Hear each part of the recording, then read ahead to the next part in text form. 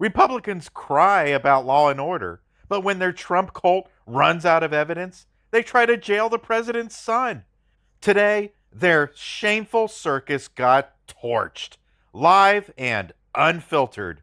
Thank you, Mr. Chairman. I think it's really interesting to hear the gentle lady from Georgia speak about Hunter Biden leaving, and she is the person that showed nude photos of Hunter Biden in this very committee room, showing dick pics in this committee room of Hunter Biden.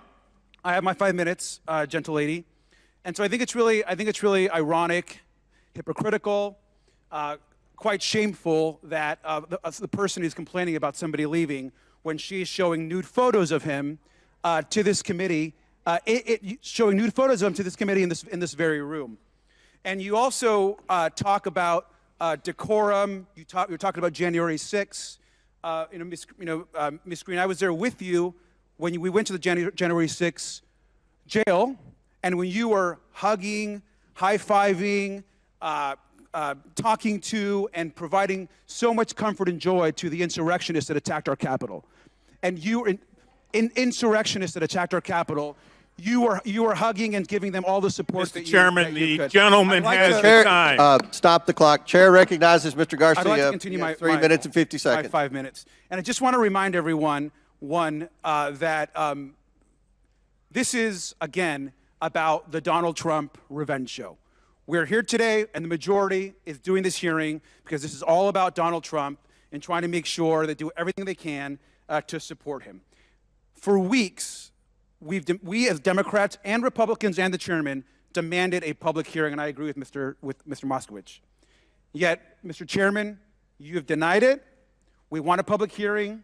If we need to take a vote or ask unanimous consent, we should hear from Mr. Biden today. That's what the public demands. Democrats are united. We like to see the same thing. And I'd like to see a vote to actually have Hunter Biden actually, with unanimous consent, do actually a hearing and address us today, if possible. Would my friend yield? Yes. Thank you.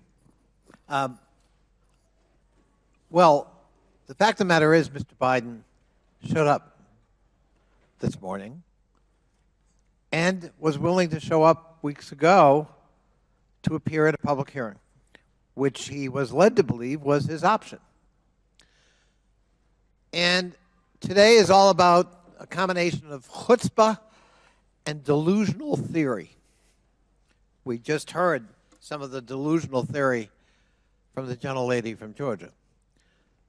But the chutzpah is a bunch of people who defied subpoenas themselves now want to have a contempt citation for the son of the president because they don't have sufficient evidence. In fact, they have no evidence of any kind to pursue the president himself. So when you can't go after the principal, try to hurt the people around him, including a wounded member of his own family who has had all too public troubles put before our country. It's mean-spirited, it's cruel, and it's beneath the dignity of this committee and this body. If you want to have political differences with the President of the United States, our system invites it. But resorting to punitive measures against members of his family because you can't get at him, I think crosses a boundary. And by the way, I counseled Democrats in the previous administration to take great care in going after members of President Trump's family because I felt the same dynamic at work. So I would urge that we give real serious consideration to the matter at hand, that we show more respect for the president and his family, whoever that president may be at any given time, and that we respect due process and we hold ourselves to the same standard we are asking this body to act on today in terms of a contempt citation. We've let many of our fellow members off the hook in defying the January 6 subpoenas. I yield to Mr. Askin. 15 seconds. Can I have the rest of my time? I just want to also, Mr. Chairman, I think Mr. Biden has agreed to address this committee publicly. I just want to ask unanimous consent to swear in Mr. Biden either today or at a future meeting, and have every member be able to ask 5 minutes of questioning to the witness. So I'd like to officially ask that, Mr. Chairman. Yeah, we object. That's not in order. How is that not in order? It's just not in order. Time's expired. Chair recognizes Mr. Perry. Representative Garcia doesn't just expose the GOP's hypocrisy, he surgically humiliates it. In this 5-minute wrecking ball, he shames Marjorie Taylor Greene for displaying explicit Hunter Biden images, then dismantles the entire Republican-led hearing as a Trump loyalty stunt. Garcia rightly calls out the cruelty of targeting a recovering addict simply to injure President Biden by proxy. He reminds us, this isn't about justice, it's about vengeance. And when MAGA Republicans can't nail the president, they go after his wounded son. But just when you think the GOP circus couldn't sink lower, enter Representative Scott Perry, wielding conspiracy, projection, and a Soviet-style obsession with revenge. Buckle up. Here comes the delusion. 5 minutes. Thank you, Mr. Chairman. I'd just like to remind members of this committee and anybody watching that this is a duly constituted committee under the rules of the House of Representatives. Duly constituted. You see Republicans on this side and Democrats on that side. The Democrats on that side were selected by their leadership and their process. Same thing for the Republicans on this side. Why do I mention that? Why do I bring that up? Because this is a stark difference from what is being referenced on the other side of the aisle. The so-called J6 committee, which was nothing more than a Soviet show trial in America. That's what that was.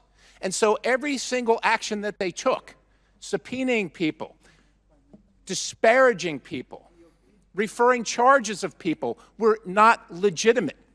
Were not legitimate.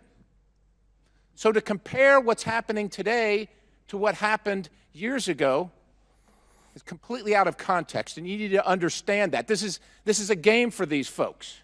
Sure, they want to support their guy. They don't care about America. They don't care about what the president's doing to destroy America. They're just locking arms to support their guy. And God bless them, they can do that. If you want to vote for people that do that, that's your right. Now, in my opinion, this committee is not interested in prosecuting Hunter Biden. We're not interested in that. Hunter Biden is a sad tale by his own right, by his own admission, by leaving his evidence all around for everybody to see. The other side complains that documents and photographs are shown in this committee about Hunter Biden. Don't blame the person that showed the documents or the photographs. The person that committed the acts is the person who is responsible for the acts. And we do take no joy because it's a waste of time to prosecute Hunter Biden. But he created this for himself, along with the rest of his sad tale of his life, unfortunate that it may be. But we, in this committee, on both sides of the aisle, on behalf of the American people, are charged with finding the facts. And the facts show that President Biden profited from his name, and the person that arranged the deals was Hunter Biden. And so we would like to delve into that. Now, Hunter Biden, regardless of his last name, even though he thinks he's special, he thinks he can leave evidence all around and blame it on the Russians when he knows it was him. He can go on TV and say that he thinks he's special because his last name's Biden and that no one will touch him. Ladies and gentlemen, the great thing about America is that we're all special because the law is blind to each one of us regardless of our station, our economic position, or our political position. Hunter Biden sadly chose to violate federal law. That's unfortunate. But we are duty-bound to do something about it because without law, we have anarchy. And that's what Hunter Biden would like. By coming here today, he shows that he can be here. He shows that he displays that he could show up to a lawfully, legitimately presented subpoena. but he chooses not to, and that's his choice. He can do that. But there are consequences for that, ladies and gentlemen. There are consequences for that. And we are duty-bound. Will the gentleman yield down here, Mr. Perry? I will not yield. We are duty-bound. We are duty-bound to pursue the consequences of that so that the American people can trust in the system of justice in the United States of America, which they do not right now. They don't trust in it, nor should they, because this side of the aisle has made a mockery of it for the last 3 years and beyond that. Will the gentleman yield for... I will not yield. Mr. Biden is not special. He was given a subpoena. He should have appeared. He chose not to. We have no choice. We have no choice if we are to uphold our oath to uphold and defend the Constitution of the United States. We have no choice except to refer charges and find Hunter Biden in contempt. His choice.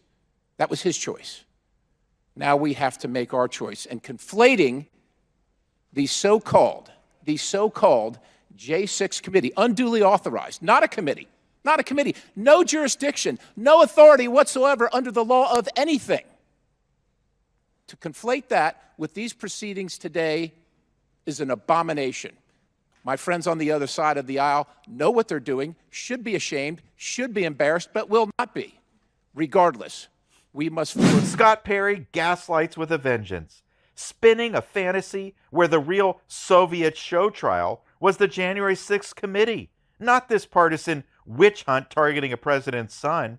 He calls Hunter's life a sad tale, yet demands prosecution while denying any political motive.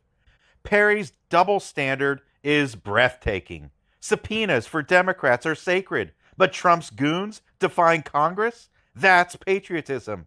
This is MAGA justice, where hypocrisy is law, cruelty is currency, and revenge is gospel. What we saw wasn't justice. It was political theater soaked in projection and cruelty. Republicans, out of facts and out of credibility, are weaponizing congressional power to distract from their own lawlessness. Garcia called it right. This isn't about Hunter Biden. It's the Trump revenge tour in full swing, punishing anyone within striking distance of Joe Biden. It's petty, it's dangerous, and it's happening right now. If you're tired of this MAGA mockery of justice, hit subscribe. Share this breakdown. Speak the truth louder than their lies. Only on Malcolm Varon Hearing. Let's stay vigilant.